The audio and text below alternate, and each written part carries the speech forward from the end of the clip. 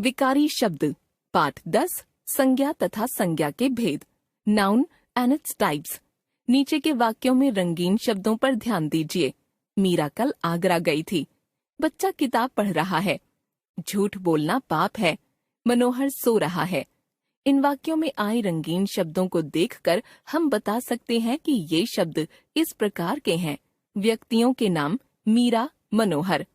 स्थान का नाम आगरा। जातियां बच्चा, किताब। भाव या गुण झूठ, पाप। कहने का तात्पर्य यह है कि ये सभी शब्द किसी न किसी वस्तु, व्यक्ति, स्थान, जाति, गुण, भाव आदि के नाम की ओर संकेत कर रहे हैं।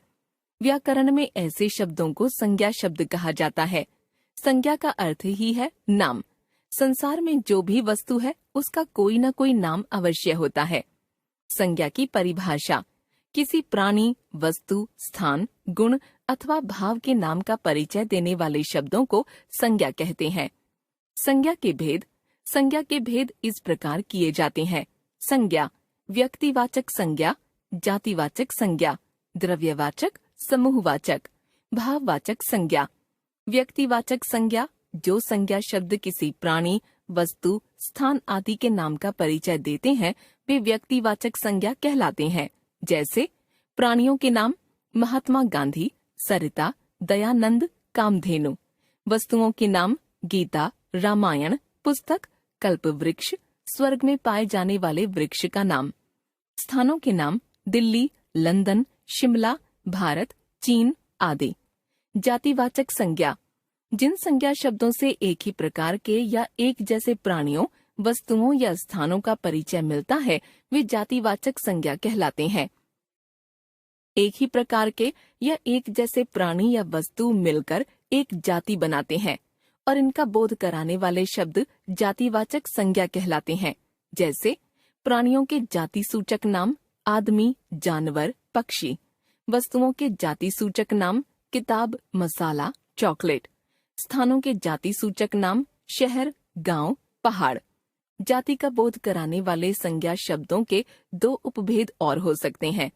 द्रव्यवाचक संज्ञा, समूहवाचक संज्ञा।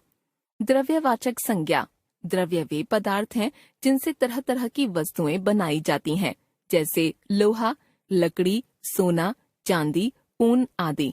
इन द्रव्यों या पदार्थों के नाम का परिचय देने वाले शब्द द्रव्यवाचक संज्ञा शब्द कहे जाते हैं, जैसे मिट्टी, अनाज, कोयला, प्लास्टिक आदि। समूहवाचक संज्ञा समूह या समुदाय का बोध कराने वाले शब्द समूहवाचक संज्ञा शब्द कहलाते हैं, जैसे सभा, कक्षा, दरबार, परिवार, सेना, भीड़, टीम, दल आदि। भाववाचक संज्ञा किसी व्यक्ति या वस्तु के भाव, गुण, दोष, स्वभाव, अवस्था, व्यापार आदि का परिचय देने वाले शब्द भाववाचक संज्ञा कहलाते हैं, जैसे भावों के नाम सुख, दुख, प्यार, ममता, स्नेह, क्रोध। गुणों के नाम सुंदरता, सच्चाई, ईमानदारी, अच्छाई। दोषों के नाम बेईमानी, पशुता, ठगी, चोरी। अवस्था के नाम बुढ़ापा, बचपन, लड़कपन, यौवन आदि। भाववाचक संज्ञा शब्दों की रचना कुछ शब्द तो मूलतः भाववाचक संज्ञा होते हैं। इनके अलावा कुछ भाववाचक संज्ञा शब्द अन्य शब्दों से भी बनाए जाते हैं, जैसे जातिवाचक संज्ञाओं से। जातिवाचक संज्ञा, भाववाचक संज्ञा बूढ़ा, बुढ़ापा, पंडित, पंडिताई, मित्र, मित्रता, मानव, मानवता, दानव, दानवता, बच्चा, बचपन। सर्वनामों से सर्वनाम, भाववाचक संज्ञा मम, ममत्व या ममता, निज, निजत्व या निजता, अपना, अपनत्व, अपनापन, अहम, अहंकार। विशेषणों से विशेषण, भाववाचक संज्ञा बुरा, बुराई, अच्छा, अच्छाई, हरा, हरियाली, चतुर, चतुराई, खट्टा, खटास, मीठा, मिठास, मोटा, मोटापा, निर्धन, निर्धनता। क्रियाओं से क्रिया, भाववाचक संज्ञा पढ़ना, पढ़ाई, लिखना, लिखावट, सजाना, सजावट, हंसना, हंसी, दौड़ना, दौड़, खेलना, खेल।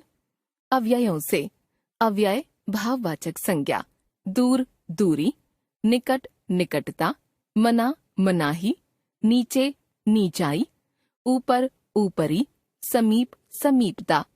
हमने सीखा किसी प्राणी, वस्तु, स्थान, अवस्था, गुण, दोष, भाव आदि के नाम का बोध कराने वाले शब्द संज्ञा कहलाते हैं।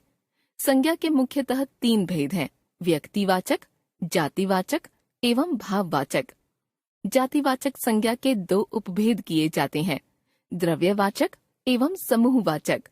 कुछ संज्ञा शब्द तो मूलतः भाववाचक संज्ञा होते ही हैं, पर अधिकतर भाववाचक संज्ञा शब्द अन्य वर्गों के शब्दों से बनाए जाते हैं।